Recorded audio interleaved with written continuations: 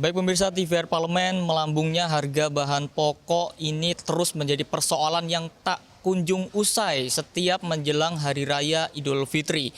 Di mana ini tentu masih menjadi persoalan dan juga tantangan besar bagi bangsa Indonesia dalam hal distribusi bahan pokok dan juga tata kelola pangan nasional. Biasanya yang naik di menjelang Idul Fitri ini harga-harga bahan pokok seperti beras, kemudian gula, tepung terigu, dan sebagainya. Ini tentu menjadi PR besar yang harus segera dituntaskan bagi bangsa Indonesia. Lalu seperti apa tanggapan legislator menanggapi terkait dengan melambungnya harga bahan pokok menjelang Hari Raya Idul Fitri? Sudah bersama saya Bapak Rohman Dauri dari fraksi PDI Perjuangan untuk daerah pemilihan Jawa Barat 8. Pak, kira-kira apa sih Pak yang menjadi PR dari tata kelola pangan nasional hingga saat ini yang akhirnya penyakit atau persoalan seperti ini masih terus terjadi menjelang Hari Raya Idul Fitri, Pak? Ya, kami sebagai wakil rakyat sebenarnya malu ya. Artinya ini kan peristiwa yang puluhan tahun berulang ya, setiap menjelang Ramadan, menjelang Lebaran, harga-harga bahan pokok melambung. Tapi kami di Komisi 4 bersama pemerintahan sekarang Pak Prabowo ya terus kompak untuk memastikan bahwa suplai atau pasokan bahan pokok terutama beras, kemudian daging ayam, telur, daging, bahkan cabai itu melebihi daripada kebutuhan ya, minimal untuk bulan Ramadan sampai Idul Fitri bahkan Idul Adha.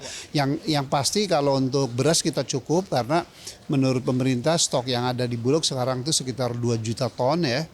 Dan kemudian ayam dan telur pun melimpah. Yang kami agak ngeri-ngeri sedap di daging sapi nih ya. Pemerintah menetapkan harga itu nggak boleh lebih dari 130.000 per kilo. Sekarang kita lihat di pasar sudah 137.000 tuh. Nah karena itu karena memang faktanya begitu ya. Walaupun pemerintah udah janji nggak akan mengimpor bahan pangan ya, terpaksa dalam mengimpor dalam tahun ini sekitar 200.000 ton tuh untuk mengamankan ya, enggak untuk kalau beras enggak, untuk daging nih, daging sapi ya. Tetapi permasalahan melambungnya harga kan bukan hanya demand atau permintaan lebih besar daripada suplai atau pasokan, tetapi kadang yang dua faktor lainnya yaitu masalah distribusi logistik. Makanya kami geber terus agar pemerintah senantiasa berkoordinasi antar Bulog, Kementerian Pertanian, Kementerian Perdagangan gitu ya, bahkan PT POS ya, yang menyalurkan bahan-bahan pangan ini harus benar-benar efisien ya, on time delivery dan seterusnya. Yang keempat yang pelik justru mafia nih, kadang-kadang dia menimbun.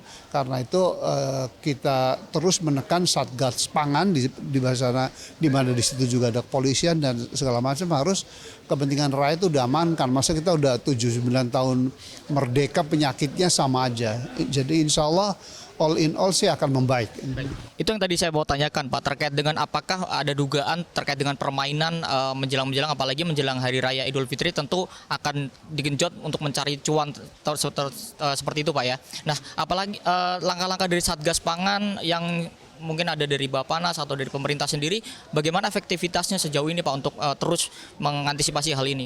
Ya pertama pemerintah melalui Bulognya ya sudah melakukan operasi pasar sejak 24 Februari sampai 29 Maret menjelang Lebaran ya.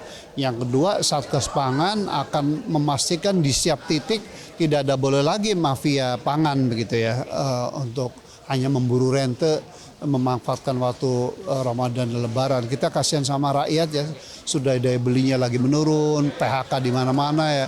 Kalau harga pangan melambung kita akan fight ya, DPR tidak akan rela ya untuk rakyat terus dimarginalkan. Oke, terakhir Pak, dari Komisi 4 sendiri dan juga Bapak juga di Komisi 4, apa langkah ke depan yang kira-kira pengawasan seperti apa nih yang pas untuk supaya tidak ada yang berani main-main di lapangan terkait dengan harga bahan pokok ini Pak? Ya kita kan udah ada di era digital ya, jadi menggunakan pengawasan tuh akan juga menggunakan, harus menggunakan digital system ya, sehingga tidak ada intervensi kecurangan manusia di situ.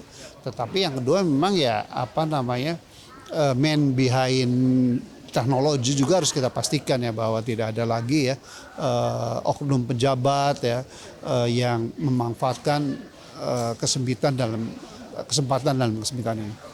Terima kasih Pak Rohmin Dauri atas waktunya. Dan pemirsa TVR Parlemen, itulah wawancara saya dengan salah satu anggota Komisi 4 DPR RI, Bapak Rohmin Dauri dari fraksi PDI Perjuangan, di mana tadi Bapak Rohmin Dauri menyampaikan bahwa mendorong pemerintah untuk segera menstabilkan harga bahan-bahan pokok menjelang Lebaran atau Idul Fitri.